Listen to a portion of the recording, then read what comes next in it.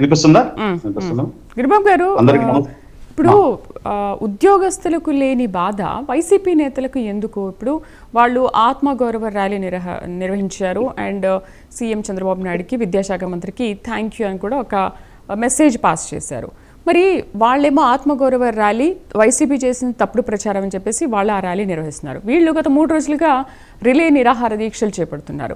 మరి ఏంటి దీంట్లో ఎవరిది వాస్తవం అనుకోవాలి? ఇప్పుడు ఉద్యోగాలు పొందిన వాళ్ళు వాస్తవమా, లేదు డిఎస్సీలో అవకతవకలు జరిగాయి దీని మీద సిబిఐ విచారణ జరిపించాలని చెప్తున్న వైసీపీది వాస్తవమా?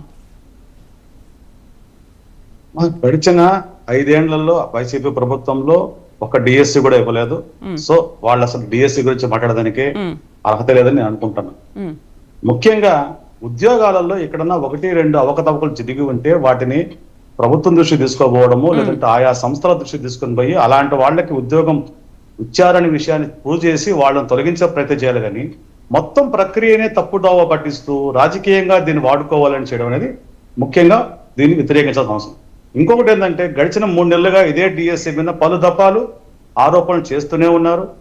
4-5 రోజులుగా ఈ రిలే నిరాహార దీక్షల పేరిట వైఎస్ఆర్ కాంగ్రెస్ పార్టీ ఇది ఒక రాజకీయ కార్యక్రమంగా తీసుకునింది.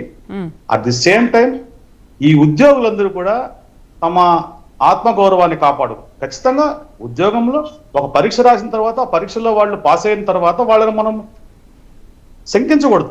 ఎందుకు శంకించకూడదు అంటే వాళ్ళ యొక్క చిత్తశుద్ధిని మనం గౌరవించాలి. వాళ్ళు పరీక్షలు ఉత్తీర్ణులైనారు.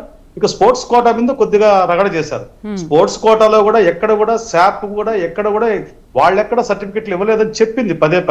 వాళ్ళు అసోసియేషన్ల ద్వారా తెచ్చుకున్న సర్టిఫికెట్లలో ఏదైనా పొరపాటు జరిగి ఉన్నా, దానిపైన ఏదైనా అనుమానం ఉన్నా ఖచ్చితంగా అలాంటి వాటిని ప్రభుత్వం దృష్టి తీసుకోవాలా, న్యాయస్థానాల్లో ఛాలెంజ్ చేయాలి.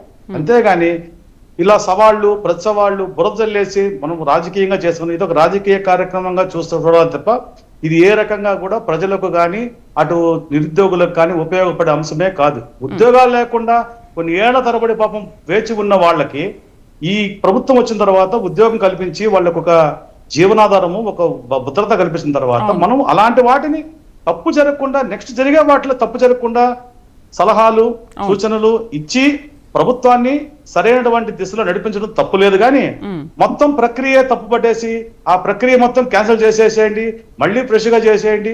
ఉద్యోగం వచ్చిన తర్వాత ఎవరు వదులుకుంటారండి? ఎవరు వదులుకోరు. ఉద్యోగం ఒకసారి వచ్చిన తర్వాత అది ప్రభుత్వము ఖచ్చితంగా వాళ్ళని ఉద్యోగులుగా గుర్తిస్తుంది.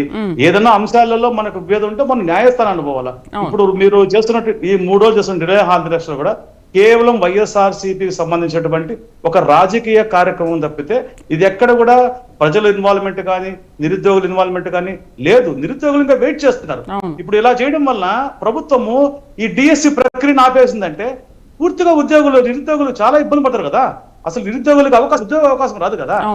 మీరు ఉద్యోగాలు ఇవ్వకపోగా ఉద్యోగాలు ఇస్తున్నటువంటి ప్రభుత్వాన్ని ఈ రకంగా ఎరకాట పెట్టడము, ఈ రకంగా నిందలు వేయడం అనేది మంచి పద్ధతి కాదు.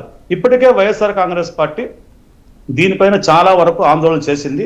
ఈ 3 రోజులు కూడా రిలే నిరాహార దీక్ష చేస్తుంది. కానీ ఎక్కడి నుంచి కూడా ప్రజల నుంచి పెద్దగా మద్దతు వస్తుందని ఒక జర్నలిస్ట్ గా నా పరిశ్రమ అయితే ఎక్కడ అలా కనబడడం లేదు.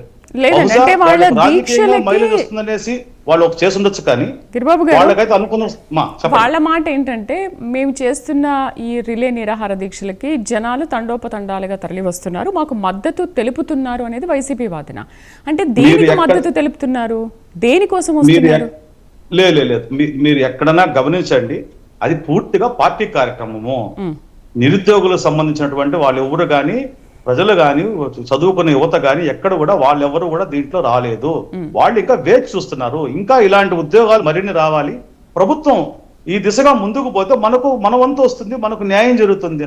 ఒక 100 మందిలో వాళ్ళు చెప్పినట్టుగా ఒక 100 మందిలో 5 మందో 6 మందో అనర్హులు ఉండవచ్చు కాక, దాన్ని కూడా నేను పూర్తి స్థాయిలో చెప్పడం లేదు. అలాంటి 5 మందిని 6 మందిని తీయడం కోసం 95 మంది ఉద్యోగులని వాళ్ళ ప్రక్రియని మీరు ఎలా తప్పడతారండి? ఇది కరెక్ట్ కాదు కదా. రేపు పూర్తిగా ప్రభుత్వం ఆపేస్తే, ఈ ప్రక్రియ డిఎస్సిని పూర్తిగా ఆపేస్తే నష్టపోయేది ఎవరు? నిరుద్యోగులే కదా. కాబట్టి ఇక్కడెక్కడ కూడా ఇది రాజకీయ పరమైనటువంటి ఒక కార్యక్రమంగా ఉంది తప్పితే ప్రభుత్వము చేసినటువంటి ఈ యొక్క ప్రక్రియని తప్పుపడుతున్నట్టుగా ఈ నిరుద్యోగులు కానీ చదువుకున్న వాళ్ళు కానీ ఈ వైఎస్ఆర్సీపీ యొక్క కార్యక్రమాల్లో పాల్గొనలేదు. ఇది పూర్తిగా ఆ పార్టీ యొక్క వ్యక్తిగత కార్యక్రమంగా మారిపోయింది. నేను కూడా 4-5 సందర్భాల్లో చూశాను, ఇక్కడ 2 రోజులుగా చూస్తూనే ఉన్నాను. ఉదయం అంతా కొంత హడావిడి చేస్తారు, మధ్యాహ్నానికి టెంట్లన్నీ ఖాళీ అవుతాయి, సాయంత్రానికి ఎవరు ఉండరు, నెక్స్ట్ డే మళ్ళీ ఒక హడావిడి చేస్తున్నారు. ఒక గుర్తింపు కోసం చేసే కార్యక్రమంగా తప్పితే ఇందులో నిజాయితీగా చిత్తశుద్ధిగా చేసే కార్యక్రమం అంటే కానే next కాదు. elections ఏదో కి ఢిల్లీలో దృష్టిలో పెట్టుకొని కాంగ్రెస్ పార్టీ చేసిన నిరసనకి ధర్మేంద్ర ప్రధాన్ రాజీనామా చేసినాడు కాబట్టి ఇక్కడ నారా లోకేష్ విద్యాశాఖ మంత్రి రాజీనామా చేద్దాము అనే ఒక ఆ స్థాయిలో ఆ విధంగా ఏమైనా ఊహించుకొని ఇక్కడ కార్యక్రమాన్ని హడావిడి చేస్తున్నారు తప్పితే అది కాక్రోచ్ జనతా పార్టీ యొక్క దాని యొక్క ఉద్యమం తీరు, దాని యొక్క ఉద్యమం యొక్క ఆ వచ్చినటువంటి నేపథ్యం వేరు. నీట్ పరీక్షలో జరిగినటువంటి ఆ యొక్క ప్రశ్నాపత్రాల లీక్ సంబంధించిన మాత్రమే అది భవిష్యత్తుగా మన విద్యార్థుల సంబంధించి జరిగింది. ఇప్పుడు మీరు ఉద్యోగుల్ని మీరు ఎలా, ఉద్యోగం వచ్చిన వాడిని ఎవరినైనా సరే నువ్వు చేసిన ఉద్యోగం నీకు రాంగ్ అంటే కొంతమంది ఆత్మహత్య పాల్పడే అవకాశం ఉంది. చాలా మంది చెప్తున్నాను, వాళ్ళ నిరుద్యోగులు చాలా మంది ఇబ్బంది పడతారు.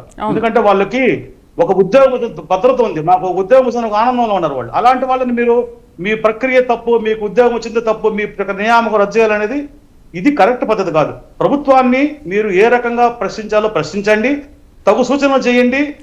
ఇంకో డిఎస్సీలో తప్పు జరగకుండా మీరు నిర్మాణాత్మకమైనటువంటి ప్రతిపక్ష పాత్ర పోషించి ఖచ్చితంగా అందులో ముందు ఉండండి. ఖచ్చితంగా ప్రజలు వైఎస్ఆర్సీపీకి నిరుద్యోగులు కానీ యువత కానీ వాళ్ళ వెంట నిలుస్తారు. అంతేగాని ఉద్యోగాలు వచ్చిన తర్వాత వాళ్ళని కనుక మీరు ఉద్యోగ ప్రక్రియ తప్పు పడుతూ వాళ్ళని ఇబ్బంది పెడితే ఆ కుటుంబాలు రోడ్డును పడతాయి.